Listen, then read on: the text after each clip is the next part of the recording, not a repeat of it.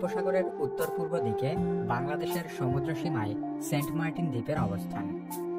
সর্বপ্রথম কবে এই দ্বীপে মানুষের পদচারণা ঘটেছিল সে সম্পর্কে সঠিক তথ্য জানা যায় না, তবে ধারণা করা হয় 250 বছর আগে দ্বীপটি আরব বণিকদের নজরে আসে। আরব বণিকেরা চট্টগ্রাম এবং দক্ষিণ পূর্ব এশিয়ায় বাণিজ্য করতে এসে এই দ্বীপে যাত্রা বিরতি করত। তারা এর নাম দিয়েছিল জাজিরা। আরবি ভাষায় জাজিরা অর্থই হল দ্বীপ। পরবর্তীতে আশেপাশের অঞ্চলের মানুষের মুখে জাজিরা নামটি জিঞ্জিরা নামে পরিবর্তিত হয়ে যায়। যতদূর জানা যায় 1890 সালে বাঙালি এবং রাখাইন সম্প্রদায়ের 13টি পরিবার সেন্ট মার্টিন দ্বীপে স্থায়ী বসতি শুরু করে। তারা পেশায় ছিল মূলত মৎস্যজীবী। সেসব পরিবারের বংশ পরম্পরায় সেন্ট মার্টিন বাঙালি অধ্যুষিত এলাকায় পরিণত হয়। শুরুর দিকে এই দ্বীপে শুধু কেয়া আর ঝাউ গাছ ছিল। বাঙালি জেলেরা এখানে নারকেল গাছ রোপণ করতে শুরু করে। সাগরের বুকে জেগে থাকা এমন একটি দ্বীপে নারকেল গাছ খুবই কাজের। এই গাছ একই সাথে স্বাদু পানির কষ্ট লাঘব করে প্রখর রৌদ্রে ছায়া প্রদান সহ সামুদ্রিক ঝড়ে দ্বীপের ক্ষয়ক্ষতি কমাতে সাহায্য করে। এসব কারণেই তৎকালীন বাসিন্দারা বেশি বেশি নারকেল গাছ লাগাতে থাকে। একসময় পুরো দ্বীপটি নারকেল গাছ প্রধান দ্বীপে পরিণত হয়। সে কারণেই স্থানীয় অধিবাসীরা একে নারিকেল জিঞ্জিরা নামে ডাকতে শুরু করে। বর্তমানেও এই দ্বীপে প্রায় 1.5 লাখেরও বেশি নারকেল গাছ রয়েছে। সেন্ট মার্টিনের আরেকটি জনপ্রিয় নাম দারুচিনি দ্বীপ। প্রখ্যাত কথা সাহিত্যিক হুমায়ুন আহমেদের উপন্যাস অবলম্বনে তৌকির আহমেদ নির্মিত দারুচিনি দ্বীপ সিনেমার মাধ্যমে এই নামটি জনপ্রিয় হয়ে ওঠে। সেই উপন্যাস থেকেই জানা যায় একসময় পর্তুগিজরা এই দ্বীপে এসেছিল। তারা দ্বীপটির নাম দিয়েছিল দারদিউসি দ্বীপ, কিন্তু স্থানীয় লোকজন দারদিউসি উচ্চারণ করতে পারত না, তাই তারা বলতো দারুচিনি দ্বীপ। 1900 সালের দিকে ব্রিটিশ ভূমি জরিপকারীরা এই দ্বীপকে ব্রিটিশ ভারতের অংশ হিসেবে অন্তর্ভুক্ত করে। সেই জরিপে স্থানীয় নামের পরিবর্তে খ্রিস্টান সাধু মার্টিনের নামানুসারে ব্রিটিশরা এর নাম লেখে সেন্ট মার্টিন। পরবর্তীতে এই নামেই দ্বীপটি অধিক পরিচিত হয়। যদিও গবেষকরা মনে করেন দ্বীপটিতে যেহেতু খ্রিস্টান জনসংখ্যা বা কোনো গির্জা ছিল না, তাই সাধু মার্টিনের নামে নামকরণের বিষয়টি পুরোপুরি সঠিক নয়। তৎকালীন সময়ে চট্টগ্রামের জেলা প্রশাসক মার্টিনের নামে দ্বীপের নামকরণ হয়ে থাকতে পারে।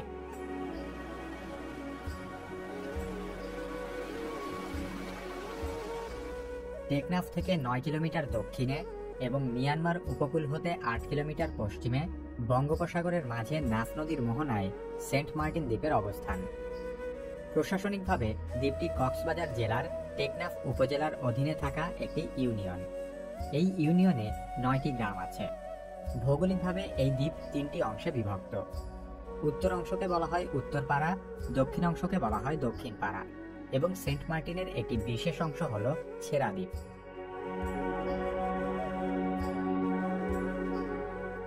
চট্টগ্রাম বিশ্ববিদ্যালয়ের অধ্যাপক শেখ বখতিয়ার উদ্দিন এবং অধ্যাপক মোস্তফা কামাল পাশা সেন্ট মার্টিন নিয়ে গবেষণা করেছেন।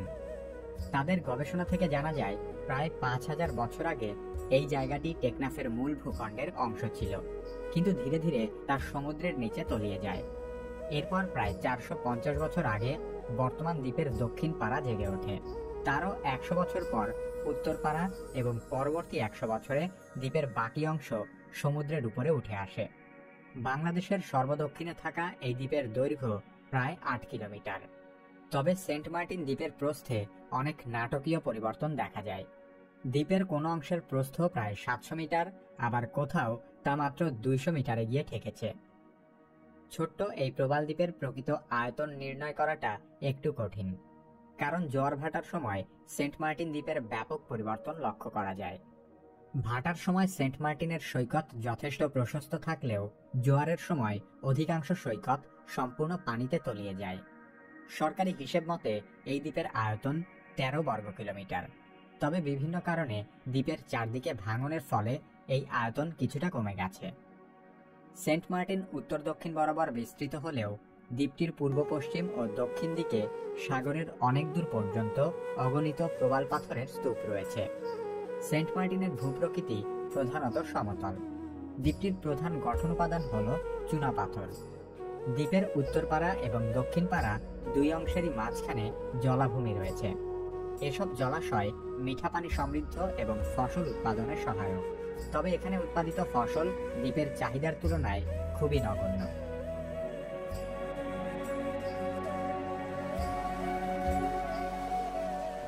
সেন্ট মার্টিনের সৌন্দর্য নিঃসন্দেহে মুগ্ধ করার মতো। এই দ্বীপ ভালোমতো ঘুরে দেখলে যে কেউ এর প্রেমে পড়তে বাধ্য। সেন্ট মার্টিনের নৈসর্গিক সৌন্দর্যের টানে বারবার এখানে ফিরে আসতে ইচ্ছে করবে। কক্সবাজার বিশ্বের দীর্ঘতম অবিচ্ছিন্ন সমুদ্র সৈকত হলেও বাংলাদেশে থেকে সমুদ্রের নীল জল দেখতে চাইলে আপনাকে সেন্ট মার্টিনেই আসতে হবে। কক্সবাজারের সৈকত থেকে সমুদ্রের পানির রং সাধারণ নদীর মতোই দেখায়, কিন্তু সেন্ট মার্টিন থেকে আপনি যেদিকেই তাকাবেন সেদিকেই দেখা যাবে বঙ্গোপসাগরের নীল জলরাশি। সেন্ট মার্টিনের সৈকতে দাঁড়ালে আপনার মনে হবে নীল আকাশ আর নীল জল সমুদ্র যেন দিগন্তে গিয়ে মিশে গেছে। আকাশ পরিষ্কার থাকলে দ্বীপের পূর্ব পশ্চিম দিকের সৈকত থেকে টেকনাফ আর মিয়ানমারের পাহাড়ও চোখে পড়বে। নারিকেল জিঞ্জিরায় বেশ কয়েকটি সৈকত রয়েছে। প্রতিটি সৈকত যেন ভিন্ন ভিন্ন আমেজে তার রূপের পসরা সাজিয়ে বসে আছে। অধিকাংশ সৈকতেই রয়েছে অসংখ্য প্রবাল।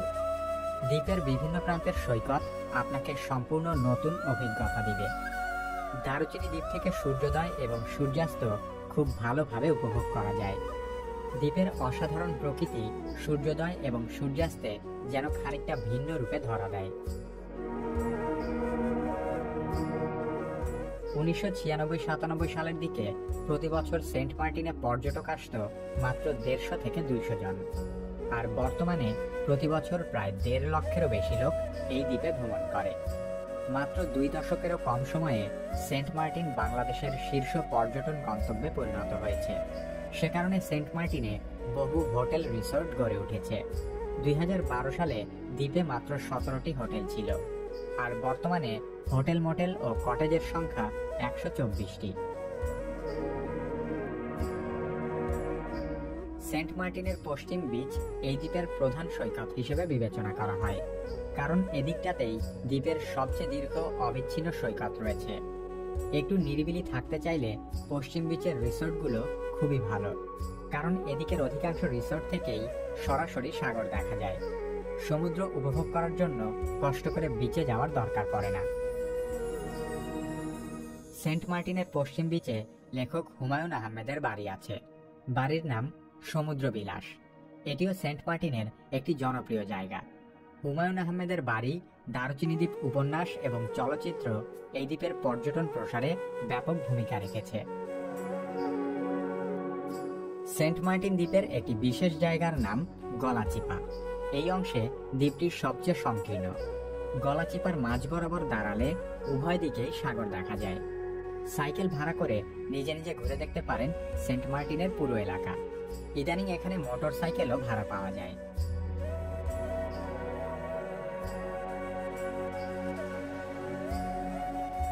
বাংলাদেশের যে কোনো প্রান্ত থেকে সেন্ট মার্টিন যেতে হলে আপনাকে প্রথমে আসতে হবে কক্সবাজার অথবা টেকনাফ। নভেম্বর থেকে মার্চ মাস পর্যন্ত সময়টা সেন্ট মার্টিনের প্রধান পর্যটন মৌসুম, কারণ এ সময় সাগর বেশ শান্ত থাকে। পর্যটন মৌসুমে টেকনাফ থেকে বেশ কয়েকটি জাহাজ এবং সি ট্রাক সেন্ট মার্টিনে পর্যটক পরিবহন করে। এছাড়া বাংলাদেশের মূল ভূখণ্ডের টেকনাফ থেকে সারা বছর ট্রলারে করে সেন্ট মার্টিন যাওয়া যায়। সাম্প্রতিক সময়ে কক্সবাজার থেকে সরাসরি সেন্ট মার্টিন যাওয়ার ব্যবস্থাও চালু হয়েছে। কক্সবাজারের বাঁকখালী নদীর ঘাট থেকে জাহাজ সেন্ট মার্টিনের উদ্দেশ্যে যাত্রা করে। কক্সবাজার থেকে সেন্ট মার্টিনের দূরত্ব প্রায় 120 কিলোমিটার। এখান থেকে জাহাজ ঘন্টায় 12 নটিক্যাল মাইল বেগে ছুটে চলে। 1 নটিক্যাল মাইল সমান 1.85 কিলোমিটার। সাধারণত কক্সবাজার থেকে সেন্ট মার্টিন যেতে 5 থেকে 6 ঘন্টা সময় লাগে। তবে বিভিন্ন ক্ষেত্রে এই নির্দিষ্ট সময়ের মধ্যে সেন্ট মার্টিনে পৌঁছা সম্ভব হয় না। জোয়ার ভাটা এবং আবহাওয়ার প্রভাবে কখনো কখনো 7 ঘন্টা পর্যন্ত সময় লেগে যায়।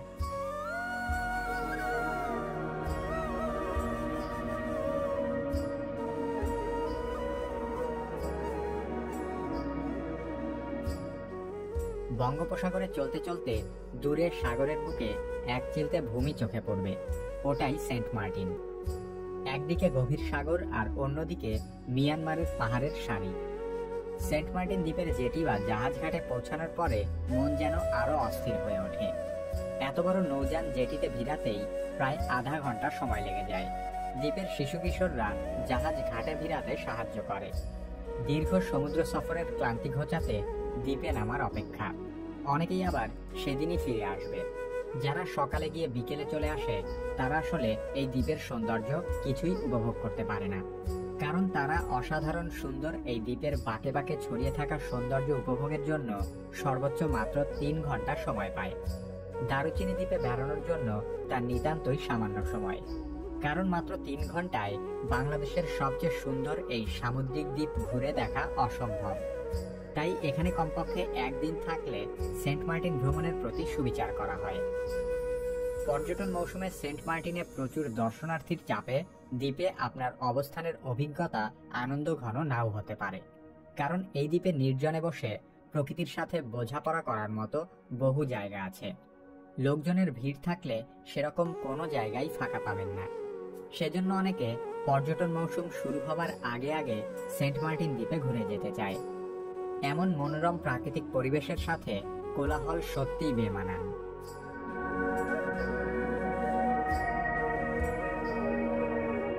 সেন্ট মার্টিনের জেটি ঘাটের বাজার ছাড়া সেই অর্থে তেমন দোকানপাট নেই। বিচের ধারে কিছু দোকান অবশ্য আছে, তবে সেগুলোতে খুব কম পণ্যই পাওয়া যায়। একটি বিষয় মাথায় রাখতে হবে, সেন্ট মার্টিন বাংলাদেশের সবচেয়ে দুর্গম জায়গাগুলোর একটি।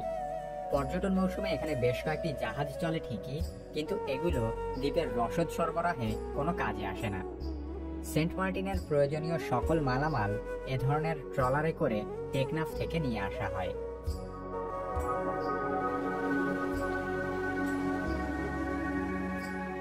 সেন্ট মার্টিন ইউনিয়ন যে বাংলাদেশের সবচেয়ে ব্যতিক্রম ইউনিয়ন তাতে কোনো সন্দেহ নেই। তবে বঙ্গোপসাগরের মাঝখানে জেগে থাকলেও বাংলাদেশের অন্যান্য গ্রামের সাথে এর অনেক মিল আছে।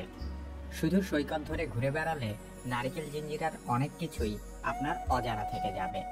দ্বীপের মানুষের জীবনযাত্রা সম্পর্কে জানতে হলে ভেতরের গ্রামগুলো ঘুরে দেখতে পারেন। এই দ্বীপের ভেতরের রাস্তা ধরে হেঁটে গেলে আপনার মনে হবে এ যেন সাগরের বুকে এক টুকরো বাংলাদেশ। এই বাংলাদেশে নেই শুধু ঘনবসতি, বাংলার সকল বৈশিষ্ট্য বজায় রেখে অপরূপ প্রকৃতি আর শান্তির এক অন্যরকম বাংলাদেশ। নারিকেল জিঞ্জিরায় প্রায় 10,000 মানুষ স্থায়ীভাবে বসবাস করে। পর্যটকদের প্রতি দ্বীপের স্থানীয় বাসিন্দাদের ব্যবহারও অত্যন্ত আন্তরিক। তাদের সহজ সরল জীবনযাপন আপনাকে নিশ্চয় মুগ্ধ করবে। এই দ্বীপের মানুষ অত্যন্ত ধর্মপরায়ণ। ছোট্ট একটি দ্বীপ হলেও এখানে বহু মসজিদ এবং মাদ্রাসা রয়েছে। এছাড়া দ্বীপের আইন শৃঙ্খলা পরিস্থিতিও বেশ উন্নত। পর্যটকেরা এখানে নিশ্চিন্তে ঘুরে বেড়াতে পারে। নারিকেল জিঞ্জিরার অধিকাংশ মানুষ মৎস্যজীবী। দ্বীপের চারিদিকের সৈকতে দিনে রাতে জেলেদের কর্মকাণ্ড চোখে পড়বে। জেলেরা দিনের বেলায় জাল মেরামত করে আর রাতের বেলায় মাছ ধরে। সমুদ্রে মাছ ধরাও যে কত কঠিন কাজ তাদের কর্মব্যস্ত সময় পার করতে দেখলে তা সহজেই বোঝা যায়। সাধারণত দুপুর বিকাল থেকে জেলেরা তাদের নৌকা নিয়ে সাগরের গভীরে রওনা হয়। মাছ ধরা শেষে আবার মধ্যরাত থেকে ভোর পর্যন্ত তারা দ্বীপে ফিরে আসতে থাকে। জেলেরা রাতের বেলা সাগর থেকে মাছ ধরার পর কয়েকটি নির্দিষ্ট জায়গায় তাদের নৌকা ভিড়ায়। এগুলোকে ফিশারি ঘাট বলে। সেন্ট মার্টিন দ্বীপে প্রায় 20 থেকে 25টি ফিশারি ঘাট রয়েছে। এসব আড়তে মাছগুলো আলাদা করে ওজন করার পর চলে যায় পাইকারদের হাতে। এখানে মাছের দাম খুবই সস্তা। সাধারণ বাজার মূল্যের অর্ধেক দামে মাছ পাওয়া যায়। তার চেয়েও বড় কথা হলো সরাসরি সাগর থেকে আসা এর চেয়ে সতেজ সামুদ্রিক মাছ আপনি অন্য কোথাও পাবেন না। সেন্ট মার্টিনের ডাব একাধারে সুস্বাদু এবং মিষ্টি। তবে ইদানিং এত বিপুল পর্যটক এখানে আসে যে মৌসুমের শুরুতেই দ্বীপের প্রায় সকল ডাব শেষ হয়ে যায়। এরপর টেকনাফ থেকে ডাব আমদানি করতে হয়।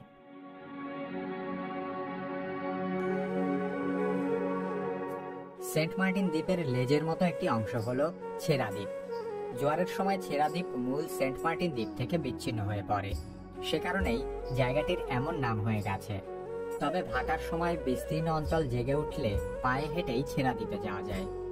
জোয়ারে এই অংশটি কিছুটা ঝুঁকিপূর্ণ, তাই জোয়ারের সময় ছেড়া দ্বীপে ভ্রমণ করা সম্পূর্ণ নিষেধ। মাত্র কয়েক বছর আগেও ছেড়া দ্বীপ যাবার প্রধান বাহন ছিল স্পিডবোট ও টাগবোট, কিন্তু বর্তমানে অধিকাংশ পর্যটক সাইকেল বা মোটর সাইকেলে চড়েই ছেড়া দ্বীপে ঘুরতে যায়। ছেড়া দ্বীপ আবার 3টি দ্বীপের সমন্বয়ে গঠিত। প্রথম দ্বীপটির নাম নিঝুম দ্বীপ, মাঝের দ্বীপটি হল আসল ছেড়া দ্বীপ এবং সবশেষে রয়েছে প্রবাল দ্বীপ।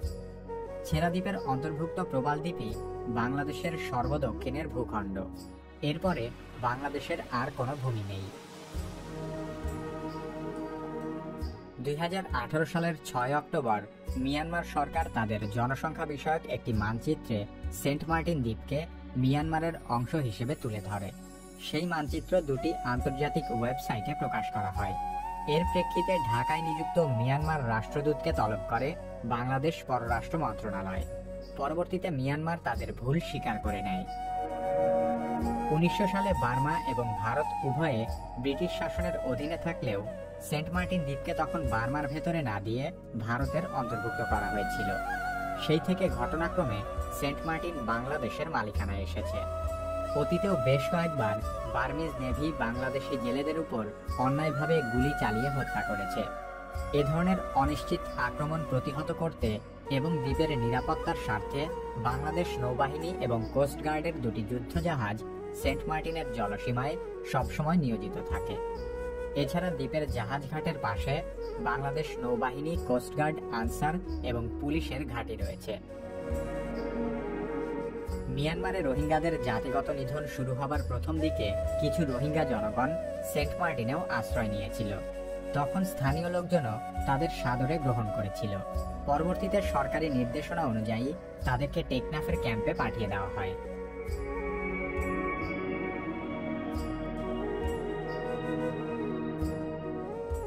সেন্ট মার্টিন জীববৈচিত্র্যের দিক থেকে সারা পৃথিবীর মধ্যেই অনন্য। জীববৈচিত্র্যে সমৃদ্ধ এই দ্বীপের প্রধান আকর্ষণ হল প্রবাল। প্রবালও এক ধরনের অমেরুদণ্ডী প্রাণী। এদের বাইরের আবরণ খুব শক্ত বলে বেশিরভাগ লোকই একে পাথর ভেবে ভুল করে।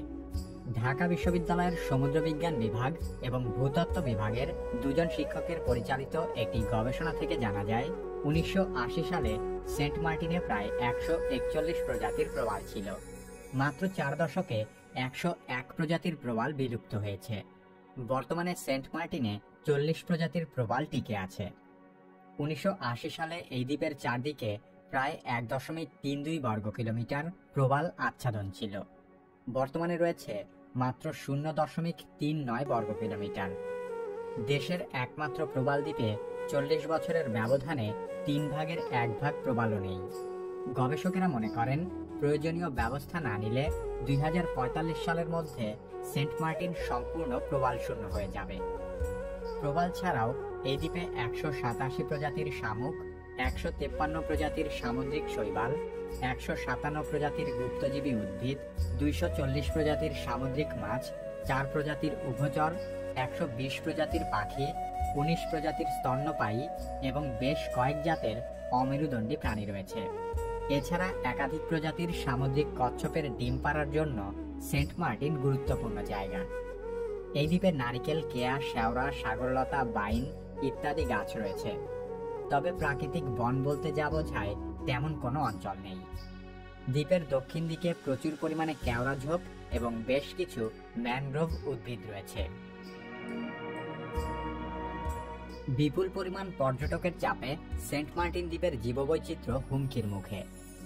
প্রতিদিন দ্বীপের স্থায়ী জনসংখ্যার চেয়েও বেশি সংখ্যক পর্যটক এই দ্বীপে বেড়াতে যায়।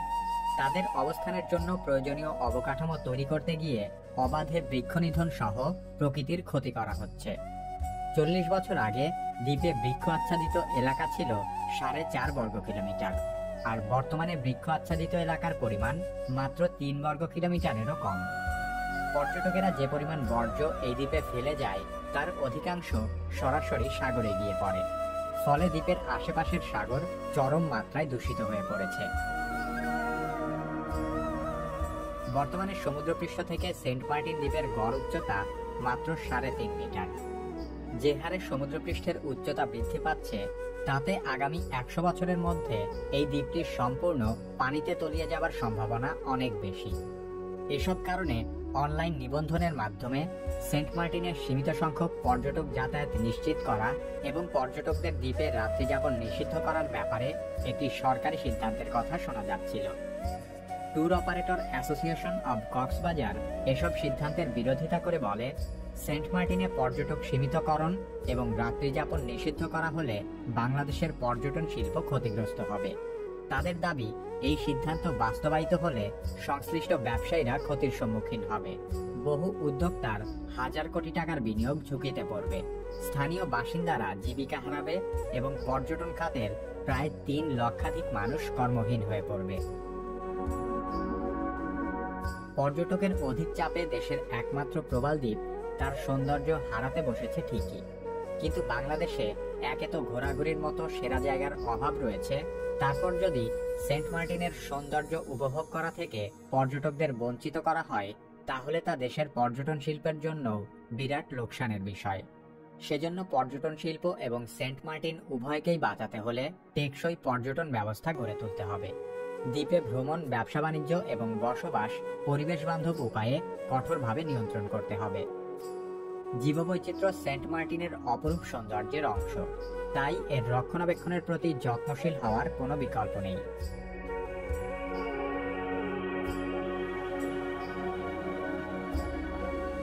সেন্ট মার্টিনে ঘুরতে আসা পর্যটকদের প্রতি কয়েকটি অনুরোধ হলো, যেহেতু দ্বীপটি বাংলাদেশের অমূল্য সম্পদ, তাই এখানে বেড়াতে গেলে এর প্রকৃতির কোনো ক্ষতি করবেন না। রাতের বেলা সেন্ট মার্টিনের সৈকতে আলো বা আগুন জ্বালানো এবং আতশবাজি ও ফানুস ওড়ানো সম্পূর্ণ নিষেধ। দ্বীপের যেখানে সেখানে খাবারের প্যাকেট, প্লাস্টিকের বোতল বা ময়লা আবর্জনা ফেলবেন না। মনে রাখবেন, আপনার সামান্য অসচেতনতার জন্য অপচনশীল আবর্জনা সমুদ্রে থেকে যাবে কয়েক হাজার বছর। সারা বিশ্বের মানুষ সমুদ্রে এত পরিমাণ প্লাস্টিক আবর্জনা নিক্ষেপ করেছে যে আগামী কয়েক বছর পরে সমুদ্রে মাছের চেয়ে প্লাস্টিকের সংখ্যা বেশি থাকবে।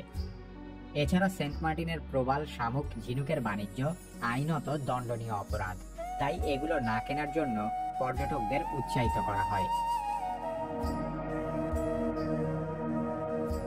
বাংলাদেশের আরেকটি অমূল্য প্রাকৃতিক সম্পদ, বিশ্বের দীর্ঘতম অবিচ্ছিন্ন সমুদ্র সৈকত কক্সবাজার সম্পর্কেও কি কেন কিভাবের ভিডিও আছে। কক্সবাজার সমুদ্র সৈকত সম্পর্কে জানতে চাইলে আমাদের এই ভিডিওটি দেখতে পারেন। আমাদের অন্যান্য ভিডিওগুলো দেখতে থাকুন। আপনাদের সেন্ট মার্টিন ভ্রমণের বিশেষ কোনো অভিজ্ঞতা কমেন্টে লিখে জানাতে পারেন।